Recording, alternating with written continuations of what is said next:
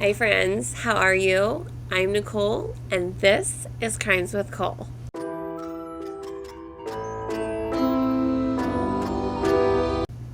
So, hello. How are you guys doing today? I hope you guys all are having an amazing day.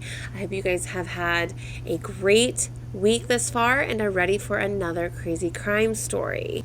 In today's case, we will be talking about Theresa Knorr, one of the worst women in America.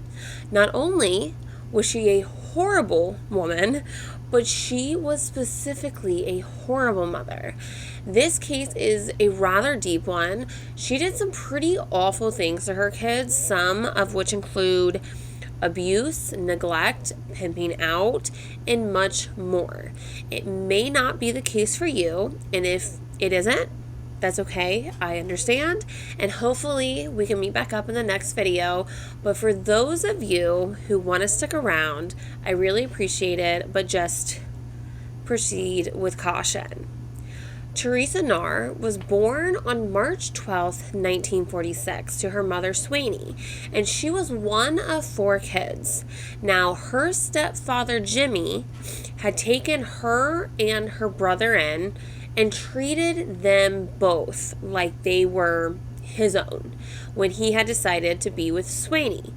And both Swaney and Jimmy worked, and you have to remember, this is back in the late 40s, early 50s. So a lot of women were homemakers. So the family was rather well-to-do with 2 incomes coming into the house. The family had bought a rather big home in Sacramento and were a happy, normal family.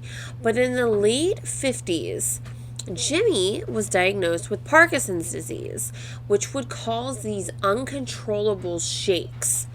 Naturally, Jim just became homebound, and because of this, it started causing a really deep depression for him. But that depression was turning into resentment towards his family, because even though they had no control over him getting Parkinson's, they were still able to get up and go as they pleased. They didn't really take him out much. I don't think they had as many accommodations as they would today, and I also think it was just more difficult for them to take him out. So he started becoming extremely bitter towards everyone, and since the kids were the ones home with him most of the time because their mother was working, they were the ones who ended up getting shouted at for no reason.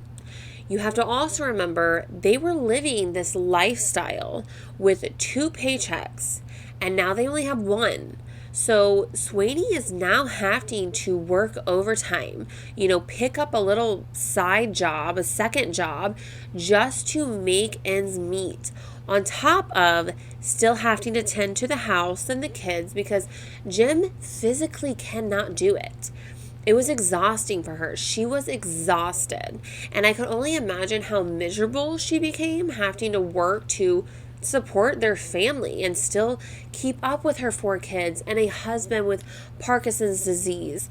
But she did it, and did it with a smile because she loved her family so much.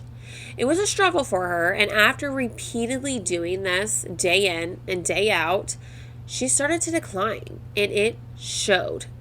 It was starting to show just how drained she had become, taking on Jim's role as well as her own. One morning in 1961, while she was on a walk to the supermarket with her youngest daughter, Theresa, Swaney had just collapsed and died. They said she ended up dying of congestive heart failure, which was brought on from all of the additional stress she had endured from, her home situation, having to take on all of this extra work and still maintaining a home and taking care of everybody. After Swaney's death, this took a huge toll on the entire family, especially Theresa. I mean, she was the youngest. She was there with her mother when her mother had collapsed, and she still needed her. Her dad couldn't take care of her, so she essentially had to start taking care of herself. And this drove her into a deep depression that soon turned into anger and resentment. The entire family felt the impact of Sweeney's death. Not only was their mother gone, was Jim's wife gone, but their finances also took a huge hit. Jim actually ended up selling their house because they lived in such a big house. They were able to downsize and still be comfortable. They were still comfortable in this new house they moved to, but that's how he was able to get some money so that he could provide for his children. And again, this took a huge toll on Theresa. She was the youngest, and it just really impacted her more than the other kids. Everything was changing all at once. It was just so much for her to take in. At this time in life, Theresa had actually ended up meeting her first boyfriend, and his name was Clifford Sanders. He was older than her. He was about 21, and she was like 15 or 16 at the time. And 3 months later, Theresa and Clifford actually ended up getting married, and their relationship was rather unhealthy. Theresa became so dependent on Clifford, almost like he was the one who her happiness depended on. She would confide in this man and became so close to him, but yet so reliant on him. Now, after the two had gotten married, she moved into Clifford's house and completely just dropped out of high school. She had no desire to finish. She never had a desire to even get a GED. With all of the changes that have been happening in Theresa's life, she never learned how to truly handle her emotions. She is 16. She's emotional already naturally because that's just how you are at that age usually. And now she's lost her mother recently. She moved from her childhood home. She fell into this deep depression, and then, she met this guy who became her happy place. She latched onto him and refused to let go, but then you add on getting married at such a young age and moving in with this guy. It was a lot of changes in a short period of time for Theresa. And we all know that 16 and 21 is a huge age difference in maturity and emotional stability on how to handle situations. Not to mention, this is her first relationship ever, and she's moving in with him. Moving in alone with someone can be a big shock for some. You don't really know someone until you're living with them, and sometimes you may not like who they truly are. But Theresa at this point had just jumped. She took a leap of faith, but with all these changes happening, she started lashing out and fighting all the time with Clifford.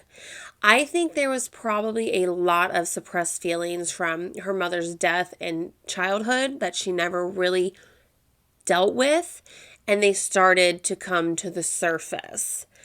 She became extremely emotionally abusive towards him and always accused him of cheating, which he claims he had never done.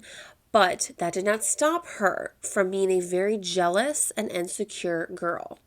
And overall, she was just very manipulative and controlling and just always blamed Clifford and made him feel guilty.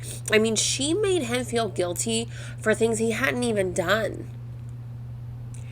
2 years later, when Theresa was 18, she had gotten pregnant, and I don't know what happened, but this pregnancy somehow calmed her down, and the two actually started getting along pretty well. She ended up giving birth to a baby boy, naming him Howard, and things were wonderful for a little bit after Howard was born. But then about a year later, they took a turn, And Theresa found herself down at the police station accusing her husband of abuse. She said that her and Clifford had gotten into an argument and he just turned around and punched her in the face. So the police took this serious and investigated it, but before the investigation could really even start, Theresa told the police a few days later to just drop all of the charges against Clifford. She no longer wanted to pursue with it. She didn't give much reason why, but she no longer wanted to pursue, so she wanted the charges dropped, and the police did. Just like that, they were happy again. They were a happy, blissful couple for the next couple of months. It was very lovey-dovey and great until it wasn't. And then just like that, something went off and the couple were back at it. On July 4th, 1964, it was Clifford's 25th birthday, and he wanted to go out and celebrate with a few friends. They were going to go out, have some drinks, but Theresa wasn't invited. And this made her upset. She went into a full-blown rage and just started in on the cheating accusations. And, you must be having an affair. Why wouldn't you want your wife to go out with you on your birthday? Which I get. I would be slightly offended if my husband told me he just wanted to go out with his friends. But she starts throwing a full-blown tantrum, like throwing herself on the ground, swinging her arms and legs around like a toddler does when they don't get their way. Clifford decided that this was it. He was worn down from this and having to deal with this over and over and over again. And he told Theresa he was leaving her. And her reaction when Clifford decided to walk out that door, because he had been through this time and time again, and Theresa knew. She knew that this time was the last time. So she had grabbed a rifle that was laying nearby and held it up and ended up shooting her husband in the back, killing him instantly. Theresa was immediately arrested and charged, and a court date was set, except Theresa tried to argue that this was manslaughter, not murder. She didn't intend to take Clifford's life, but was rather defending herself from him and his drunken rage. She said that Clifford was very violent when he was drunk and would usually get physical with her, and that this was one of those nights. He was drunk and she was scared, so she picked up the gun so that Clifford would not cause her any harm, almost trying to deter him from coming to physically harm her. And the trigger just went off accidentally, and she just was completely heartbroken over this entire mess. But then the argument of Clifford was shot in the back would come up.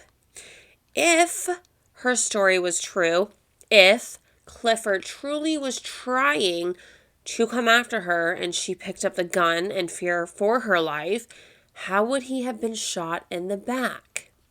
And of course, Theresa tried to use the previous domestic violence claim against Clifford, but she had dropped those charges. She went to report it and then dropped the charges a couple of days later. So nothing was pursued. Clifford was never arrested. There was no investigation. There was nothing. Nothing was reported about this domestic violence that she wanted to report because she had dropped the charges. So you just have her word on how violent of a man Clifford supposedly was. Clifford's own family and friends, even Theresa's family and friends, came on to say that Clifford was never violent. Not when he was drunk, not when he was sober. He just wasn't a violent man. And Theresa's own sister came on to say that Theresa made the comment of how she would take Clifford's life before she let him leave her. that Theresa was extremely manipulative and possessive over Clifford. Just as the trial was wrapping up, Theresa shocked everybody by announcing that she was pregnant with Clifford's second child. And she was. She truly was pregnant, and she ended up being acquitted of all charges. A lot of people think that's because they took pity on her because of the pregnancy, but she was acquitted and pregnant with her second baby. Theresa went on to have her second baby and named her Sheila. And after she gave birth, she started to drink excessively. She was at the pub every night. And this is where she had met U.S. Army veteran Estelle Thornberry. She became quickly attracted to Estelle, and he didn't mind because, he hadn't had female companionship in a really long time. He was in the Army and had been discharged because he was in a swimming accident and became paralyzed. So he was wheelchair bound. Because of his accident, he wasn't quite the social butterfly. It left him very traumatized and just kind of changed his mindset. So he really kept to himself most of the time and liked to stay in most nights, which was the complete opposite of Theresa, but I guess opposites attract. So the two hit it off and really liked each other. They ended up moving in with each other shortly thereafter, and things didn't change.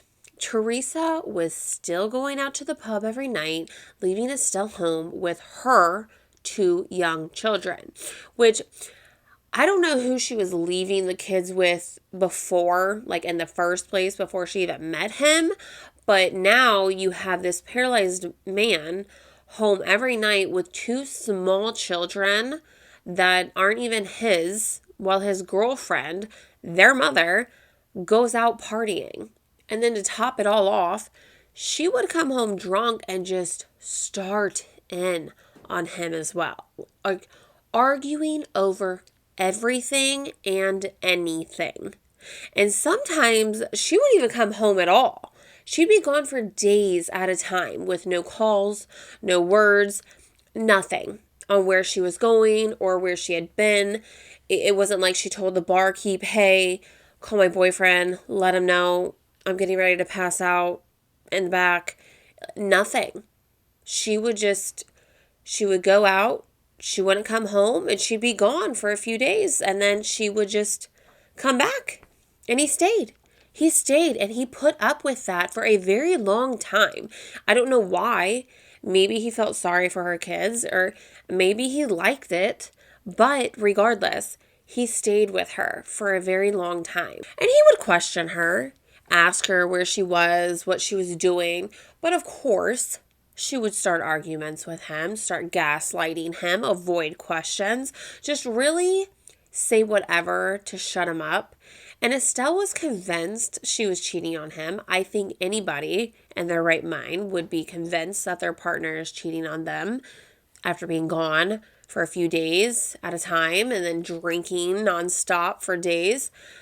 I don't know why you'd even want to stay in a situation knowing nothing good can come of it. But when the truth came out, Estelle discovered that Theresa was indeed cheating on him with his best friend. That same day that he found out, he ended up breaking up with Theresa. And she didn't care. She had Robert Knorr to keep her company. The same day Estelle had broken up with Theresa, he had moved out. And within a few weeks, Theresa already had Robert moved in. She wasted no time. Shortly after Robert had moved in, the two had gotten married, and everyone in the family took Robert's last name. She changed her name, as she should, but also her kid's last name from her first marriage to Knorr. Shortly thereafter, Robert and Theresa had 3 kids in a 2-year time span. That sounds exhausting. That's just one. right after the other, literally. But like I said, she wastes no time. She had one girl named Susan and two boys named William and Robert. So all together, she had 3 boys and 2 girls. And Theresa was the same old Theresa. She'd leave for a few days, have affairs, drink too much, argue over everything. But she had finally met her match when it came to arguing with Robert, because Robert was just as angry and aggressive as she was when it came to arguing. The two just argued and fought every day, all day. They would just scream at each other. And a lot of it stemmed from Robert suspecting Theresa cheating, which she was, but she wasn't going to admit that. Eventually, these arguments led to physical violence on both of their behalves. They were both violent towards each other. They were both physical towards each other. After a few years of this, in 1970, Robert had filed for divorce, and shockingly, Theresa told him she was pregnant. And she truly was. But Robert didn't care. It didn't change anything for him. He still didn't want to be with Theresa. He wanted to be a father to his kids. In fact, he wanted joint custody of his kids. But Theresa ignored this request and just altogether refused to let Robert see any of his children after he had left, just to be spiteful. She gave birth to her final baby, a little girl, and named her Theresa. Like, what a way to really put the cherry on that spiteful Sunday. But baby Theresa goes by Terry. The cycle repeated itself with another man named Ronald. She met him, moved in, got married, started staying at the pub more than at home, leaving him to tend to all 6 of her kids for days at a time. Come home drunk, argue, fight, and so on. So Ronald had enough and left her, and this is when she fell into the arms of husband number 4, Chester Harris. And Chester was such an incredible man. I mean, he was perfect for this family. He took care of those 6 kids like they were his own. He didn't take his frustrations out on them. He actually made effort to create a bond with them and be a father figure. He would go out and buy them things and just really show them how a father should love his children, which was great for these kids because, I mean, they haven't really had the best father figures in their lives. He was even kind to Theresa when he probably shouldn't have been because, you know, she was surely still acting her normal, unstable self. And Susan, the second oldest of the girls, she really took a liking to Chester. Like, all the kids loved him, but Susan just had this special bond, like a father-daughter bond. And maybe it was just because of her age. I mean, she was like 5'6" at this time. I don't know. But Theresa took note of this and started to become jealous of her 5-6-year-old daughter for spending too much time with her husband. And it's not like Theresa was really even trying to spend time with her family. I mean, she would go out every night, so it's not like she was home. And Chester had caught Theresa cheating on him a few months after they had married. And Theresa's comments back to him after being confronted was, well, if you give me attention like you gave Susan, then maybe I wouldn't cheat. Like, what? Like, she's a little girl. She's your daughter. She's 5-6 years old. And you're out at the pub every night, all night anyways. So, of course he's going to step up and be a father to these kids. But, you know, Chester stayed.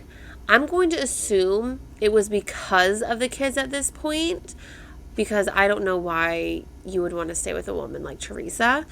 But shortly after, Theresa had discovered one of Chester's hobbies which was nude photography of female models, but in like an artistic manner, not just going to some woman's house and snapping nudes of her, in the bedroom or the bathroom or the kitchen or wherever, right?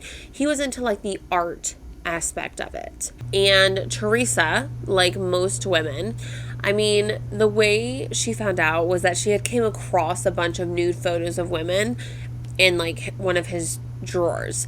So you tell me of a woman that wouldn't flip out about that. Opening up a drawer and finding a bunch of nude photos of random women in your husband's drawer. However, when she brought it to his attention, he explained to her how these are legitimate models.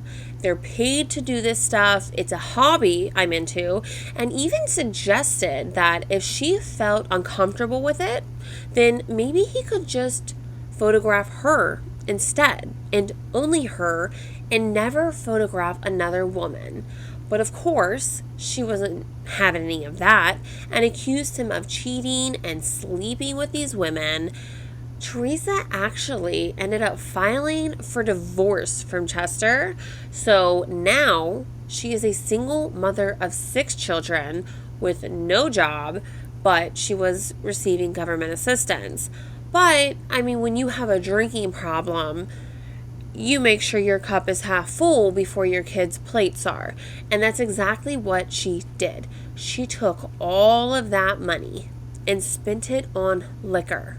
Her drinking problem was at an all-time high at this point. She started to not care what she physically looked like anymore. She didn't do her hair or makeup. If she had on the same clothes for days, so what?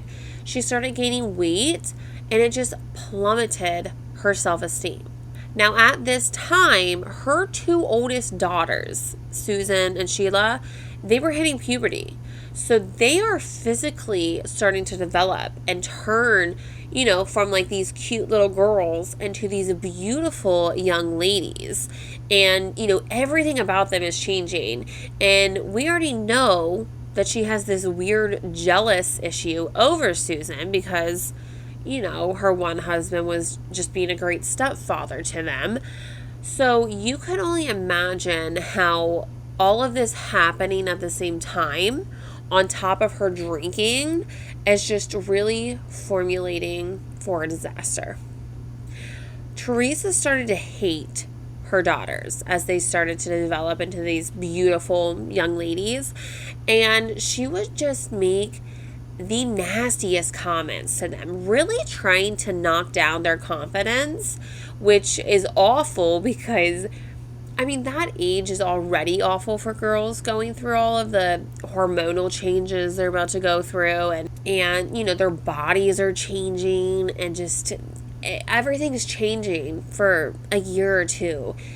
And to top all of that off, Theresa stopped leaving the house as well. She was ashamed almost of herself and what she had become and allowed herself to become, and didn't want people to see her. And with that being said, she never invited people over either.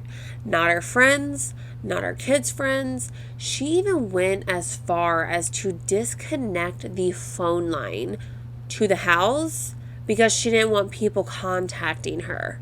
She didn't want people judging her for what she had become.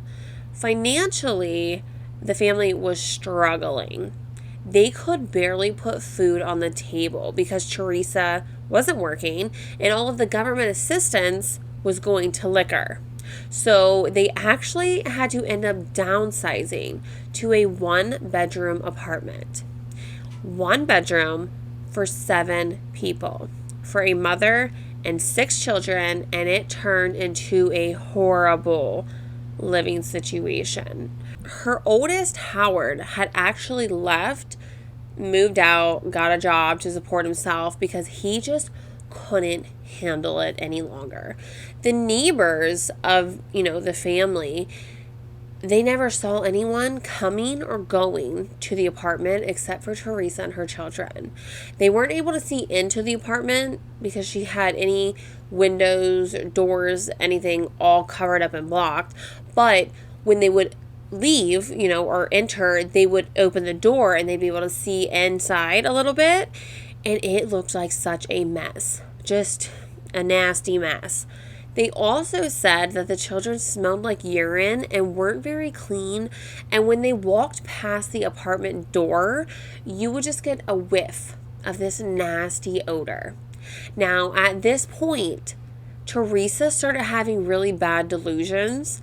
She had always had them like years prior, but at this point, they were becoming something awful. Like when she was married to Chester, she was convinced that Chester had turned Susan into a witch so that Susan would do witchcraft, and that was the reason why Theresa had gained weight.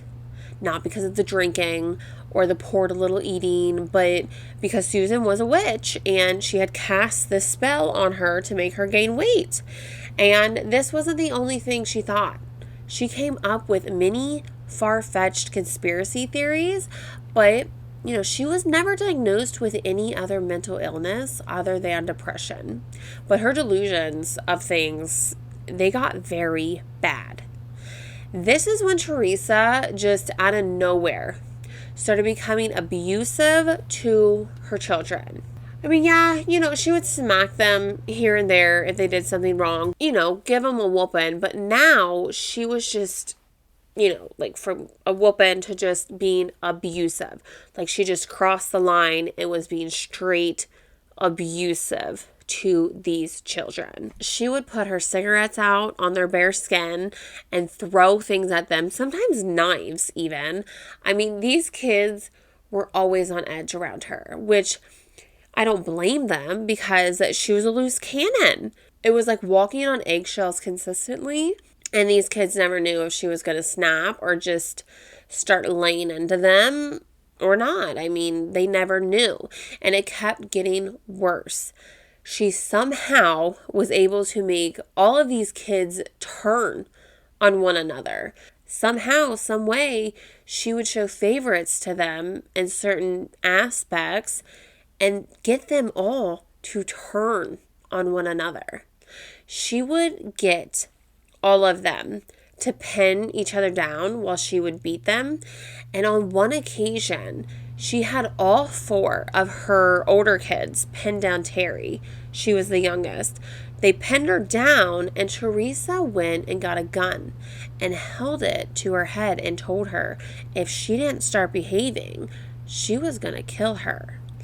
Things only got worse. I mean, Theresa she neglected these children in the aspect that if they needed medical attention, they weren't able to get it. If they needed a doctor or a dentist, they couldn't go. She pulled all of them out of school, so none of them made it past 8th grade.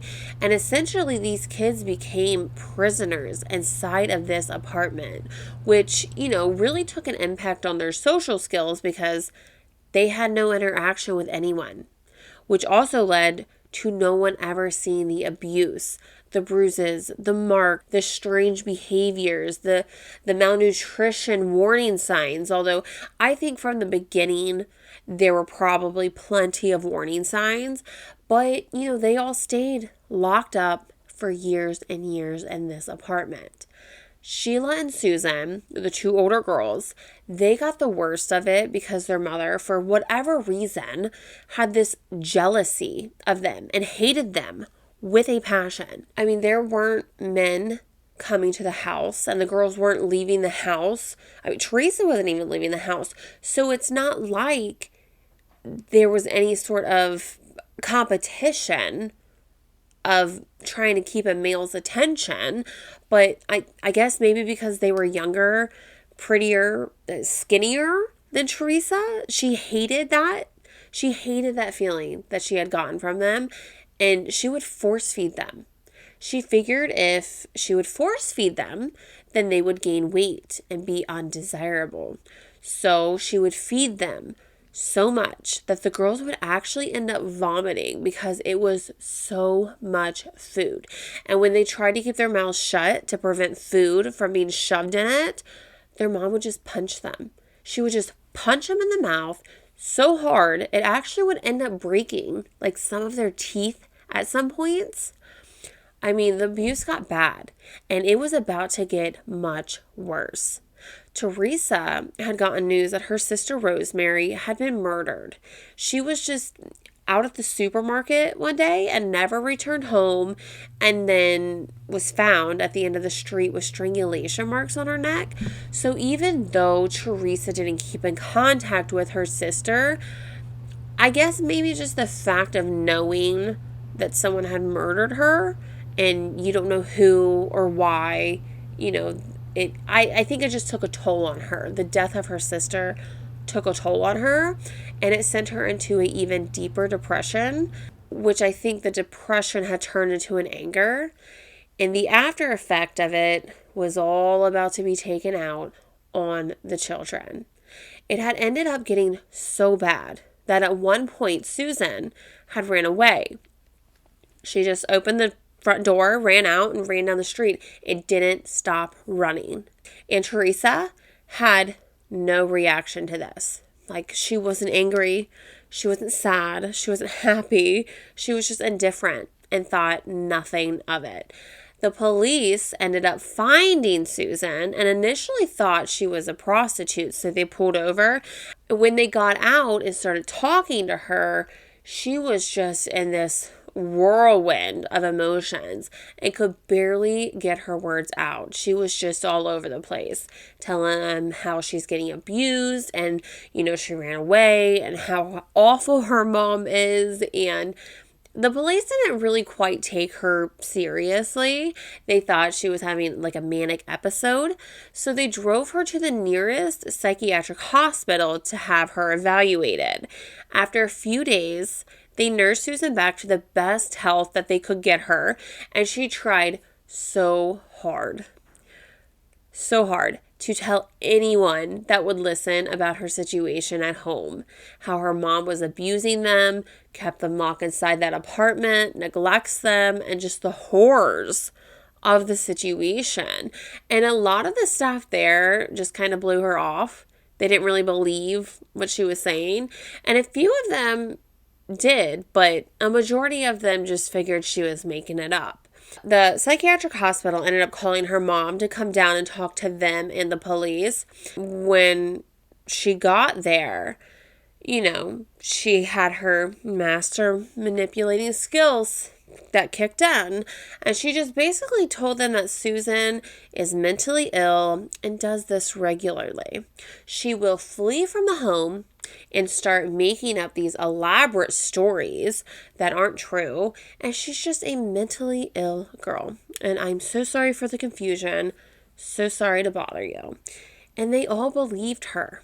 They all believed Theresa, which is wild to think because, you have this girl who is covered in bruises, cuts, scars. Her teeth are busted out. She's saying, I'm being abused, and has all the signs of it, and yet no one is believing her. Medical professionals, police officers, no one is believing her. So Theresa had taken Susan home, and Theresa just went to a whole new level of being enraged with anger when she got home. I don't think it was necessarily Susan running away. I think it was because Susan got caught, and Theresa having to go down there, and she's already embarrassed of herself. She keeps herself locked away, for goodness sake. So now she has to come out into public to pick up her crazy daughter. It just sent Theresa on a horrible anger streak, and the kids were about to witness it. The car ride home was calm, but as soon as that front door shut, Theresa grabbed a pair of leather gloves and just started beating Susan with them. And when she got exhausted from hitting her so much, she ordered all 4 children to take over, and they did, one by one. But keep in mind, they're scared. I would say they're almost terrified of their mom and the punishments that they will endure if they don't follow orders. So after all four kids took their turns and were done beating Susan with these leather gloves, they were then ordered to tie her up. They tied up her hands and her ankles together and put her underneath the kitchen table and stand guard so that she couldn't get out. And this went on for days, weeks, months. It actually went on for 2 years. For 2 years, this girl was tied up and held captive under the kitchen table. She was rarely allowed to come out to use the bathroom. She certainly didn't leave the apartment, and she was barely given any food or water.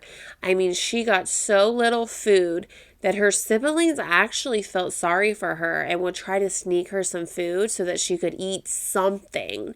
And Susan would beg. I mean, she would beg her mother to let her come out, but this would just make Theresa angry. More annoyed than anything, but that annoyance turned into anger, so she would just go gag her to shut her up. One night in July of 1984, things took a turn for the worse. I don't know how we can even think there is a worse at this point, but there is. On this night, Theresa, and she was in a god-awful mood. She was always in a god-awful mood, but this night it was worse. And she beat all of her kids one by one. After she got done with all four of them, she dragged Susan out from under the table, untied her, and started beating her too. But before she did this, she had grabbed a pistol and handed it to Terry, the youngest of them all, and told her, if Susan tries to run, you have to shoot her. Susan ended up being shot in the back later that night. Now, there's two theories. The first one is that Theresa just grabbed the gun and straight up shot Susan in the back, which is very believable. And the other theory is that Terry was, pointing the gun at Susan because she was ordered to, and something dropped in the room and startled her, and she just accidentally shot Susan in the back. Either way, Susan ended up with a very intense gunshot wound in her back and needed medical attention. I mean, she was bleeding pretty significantly, but of course, Theresa wasn't going to take her to the hospital. I mean, they would ask too many questions. And besides, Theresa felt if her daughter was going to die, then she was going to die. And if she was meant to survive, well, then she'd survive. Theresa then ends up tying Susan back up and shoving her back under the kitchen table to let, nature take its course and let this poor little girl lie there, bleeding out from a gunshot wound, and all she would do was just scream at her for staining the carpet. Can you imagine? Oh my God. So since Theresa didn't want to be bothered with this anymore, her dying child under the kitchen table, she turned over responsibility to her other two daughters, Sheila, who was 16, and Terry, who was 12. She threw them a pack of Band-Aids and told them to go look after your sister, and so they did. And by the grace of God, somehow this little girl survived. They were able to somehow, some way, stop the bleeding and get Susan stable to allow her body to heal. Except the bullet was still in Susan's back. Now, they knew that this bullet had to come out. It just had to, but Theresa couldn't be bothered with this because, she didn't care. So Robert came over, gave Susan a shot of whiskey to help with the pain, and he dug his finger into her back to get this bullet out. Can you imagine the screaming? I don't know how the neighbors didn't hear, oh God, and the pain that this girl, I'm surprised Theresa even allowed it to happen. Also, since the area wasn't sterile, Susan ended up getting a pretty bad infection. She had gotten sepsis and jaundice, and Susan just wasn't recovering well from this at all. But, life just carried on. Susan was left tied up under the table, occasionally being let out to use the bathroom and for her random beatings, and given a minimal amount of food and water. And eventually, Susan became incontinent just from how malnourished she was and just not being able to use the bathroom when she needed to. And I'm sure the beatings had some effect on it as well, but she couldn't control her bladder or bowels any longer and had to end up wearing adult diapers. When Susan had turned 18, she asked her mother if she could leave. She was 18. She was an adult, like she just wanted to leave and never bother her mother again. We're going to have to stop there today and come back for a part 2 to find out what Theresa says to Susan. So let me know what you guys think so far about this and this woman and her crazy behaviors. And please remember, until next time, to be safe, and I will see you then. Bye!